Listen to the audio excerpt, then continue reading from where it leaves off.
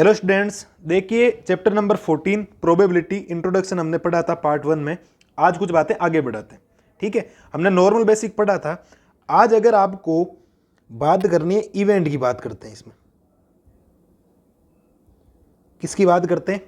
Event की। अब event क्या होता है? तो इवेंट होता है the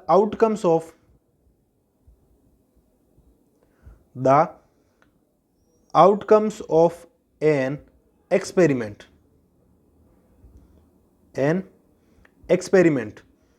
are called events।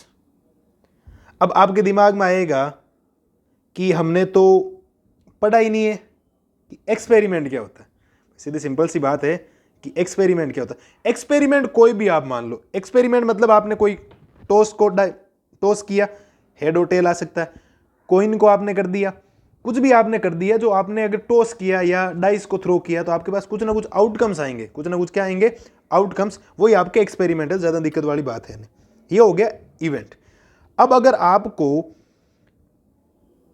Event को टाइप में कोई पूछा जाए तो इवेंट होता है बेटा 2 टाइप का। कितने टाइप का? इवेंट होता है 2 टाइप का। एक होता है श्योर इवेंट, जिसको हम पॉसिबल इवेंट भी बोलेंगे। ठीक है। एक होता है इनश्योर इवेंट। क्या होता है? इनश्योर इवेंट, जिसको हम इम्पॉसिबल इवेंट भी बोलेंगे।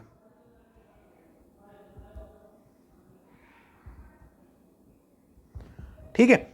अब श्योर इवेंट क्या होता है? ठीक है, ज्यादा दिमाग लगाने की जरूरत नहीं है। श्योर इवेंट क्या होता है कि आपने कोई बातें बोली। ठीक है। अब श्योर इवेंट क्या होता है? श्योर इवेंट मतलब आपने सपोज दैट एक डाइस को टॉस किया, तो आपको पता है कि इसके अंदर जो आउटकम्स आएंगे 1 2 3 4 5 6 आएंगे। ये आपको कंफर्म पता है। 1 2 3 4 5 6 आएंगे, 100% ये आएंगे। कोई डाउट नहीं होना चाहिए। और अगर आपने इधर भी अगर डाइस को आउटकम्स बोल दिया, सपोज दैट, ये दोनों के लिए बता रहा हूं। ठीक है।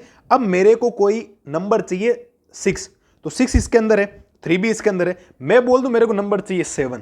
क्या चाहिए? 7। क्या इन नंबर्स में आपको कहीं 7 नजर आ रहा है बेटा?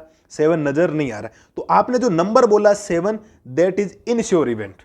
क्या होता है? Ensure event. तो 7 है ही नहीं, तो इसकी प्रोबेबिलिटी 0 है। तो श्योर इवेंट कोई भी नंबर हो सकता है।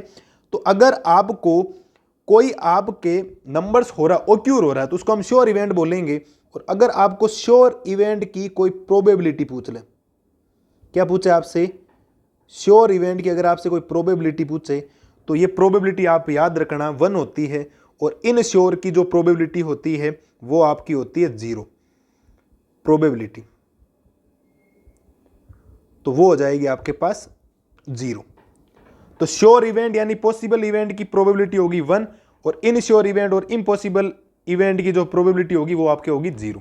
इस बात को आपको गहराई से ध्यान रखना है। इस बात को ध्यान रखना, इवेंट बहुत ज्यादा काम का है। छोटा छोटा क्वेश्चन आपसे पूछे जा सकते हैं, स्मॉल क्वेश्चन एमसीक्यू में, तो ध्यान रखना फिल इन द ब्लैंक्स में। ये श्योर इवेंट और इनश्योर इवेंट की बात होगी। श्योर इवेंट की प्रोबेबिलिटी 1 होगी, इनश्योर की प्रोबेबिलिटी आपके 0 होगी। ठीक है, यहां तो कोई दिक्कत नहीं होनी चाहिए। फिर आपको एक नोट डाल के पॉइंट याद रखना, और पॉइंट बहुत ज्यादा इंपॉर्टेंट है। इस बात को आप ध्यान रखना कि अगर मैं कोई एक्सपेरिमेंट करता हूं, सपोज दैट, एक्सपेरिमेंट क्या किया मैंने एक्सपेरिमेंट ये कर दिया कि मैं अगर डाइस को टॉस कर रहा हूं, तो मुझे पता है कि जो आउटकम्स आएंगे वो मेरे पास 6 आएंगे। और 6 कौन कौन से आएंगे? 1 2 3 4 5 और 6 आएंगे। ठीक है। अगर मेरे को प्रोबेबिलिटी निकालनी इवन नंबर की, प्रोबेबिलिटी ऑफ इवन नंबर्स, तो टोटल तो मेरे पास 6 है। इवन कौन कौन है? 3 हो गए, 2 हो गया, 4 हो गया, 6 हो गया, तो प्रोबेबिलिटी आएगी 1। और अगर मेरे को ओड नंबर्स निकालने इसके अंदर, तो ओड भी तो आपके 3 हैं, तो 3/6 कितना आ जाएगा? 1 आ जाएगा। ठीक है। आप इन दोनों को सम करो, इन दोनों का सम आपके पास कितना आ रहा है? 1 आ रहा है। इसका मतलब आपने कभी भी कोई भी एक्सपेरिमेंट कर दिया। क्या कर दिया? कोई आपने एक्सपेरिमेंट कर दिया। उस एक्सपेरिमेंट को करने के बाद आपने चाहे 2 एक्सपेरिमेंट किए, 3 किए, 4 किए, 5 किए, मोर देन 2 एक्सपेरिमेंट कर दिए, 2 या मोर देन 2, उनका जब सम करोगे तो सम इज कितना आएगा? 1 आएगा। इस बात को ध्यान रखना, हमेशा उसका जो सम होता है वो हमेशा ही कितना होगा आपके 1 होगा, इस बात को ध्यान रखना। तो इसको नोट लगा के एक पॉइंट हम लिखते हैं, वो आप ध्यान रखना। मैं लिखवाता हूं अभी नोट डाल के, आप ध्यान देना थोड़ा सा, कि the sum of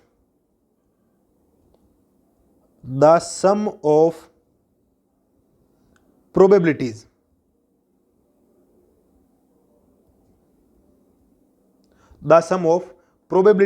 of all the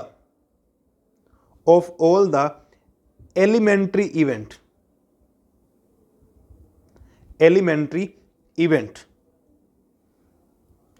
of an experiment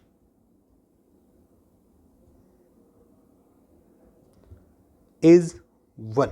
इस बात को आपको क्या रखना है, ध्यान रखना बेटा, ध्यान रखना। कोई भी आपने एक्सपेरिमेंट किया और अगर उस एक्सपेरिमेंट का सम 1 हो रहा है, the sum of probabilities of all the elementary event of an experiment, आपने कोई भी एक्सपेरिमेंट कर दिया और उसकी प्रोबेबिलिटी निकाली और उसका अगर सम कितना होगा, हमेशा 1 होगा।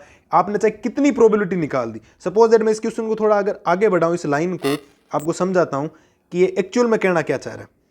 ठीक है, तो क्वेश्चन ये है कि आपने कितने भी कर दिए। सपोज दैट आपने पहले एक एक्सपेरिमेंट किया P1, फिर आपने एक्सपेरिमेंट किया P2, फिर आपने एक्सपेरिमेंट किया 3, प्लस करके प्लस आपने n एक्सपेरिमेंट कर दिए, कोई पता ही नहीं, इनफाइनाइट एक्सपेरिमेंट कर दिए, तो बेटा इनका सम तो भी कितना होगा 1। चाहे आप 1 का वैसे भी नहीं होगा, 2 एक्सपेरिमेंट करो, 3 करो, 4 करो, 5 करो, इनफाइनाइट एक्सपेरिमेंट कर दो, उनका सम हमेशा कितना होगा, 1 होगा। इसको अगर एनसीईआरटी के हिसाब से लिखें तो एनसीईआरटी में हमें एक इंपॉर्टेंट बात यह ध्यान रखनी है कि आप बोल रहे हो पीई प्लस पीई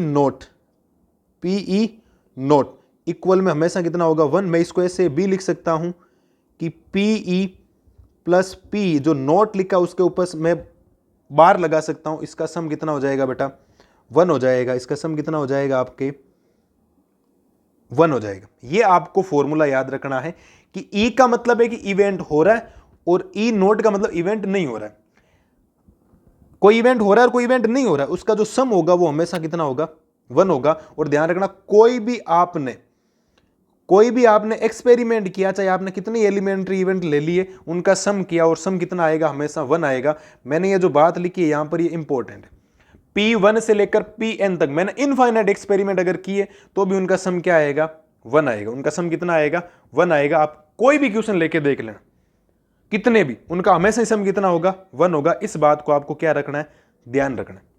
कोई भी एक्सपेरिमेंट कर दिया आपने दुनिया का, चाहे कोई भी एक्सपेरिमेंट, उनका सम हमेशा 1 होगा, हमेशा कितना होगा, 1 होगा।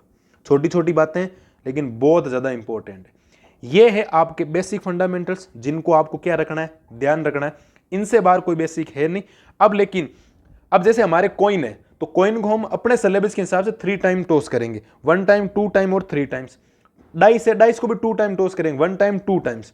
फिर कार्ड्स वाले होते हैं, कार्ड्स भी दिक्कत करते हैं। फिर ईयर होते हैं, leap year, a leap year, ordinary year जिसको आप बोलते हो, डेज कितने होते हैं, वहां हमें चीजें पढ़नी पड़ेगी। ये नॉर्मल बेसिक है, जो कल बातें की थी और जो आज कर रहा हूं उनको ध्यान रखना है। बाकी इजी वे में क्वेश्चन हो जाएंगे, ज्यादा प्रोबेबिलिटी में दिक्कत होती नहीं है। 10th क्लास में आराम से समझ में आ जानी चाहिए। ये है हमारे बेसिक। अब थोड़ा सा बेसिक को क्या करते हैं, आगे बढ़ाते हैं।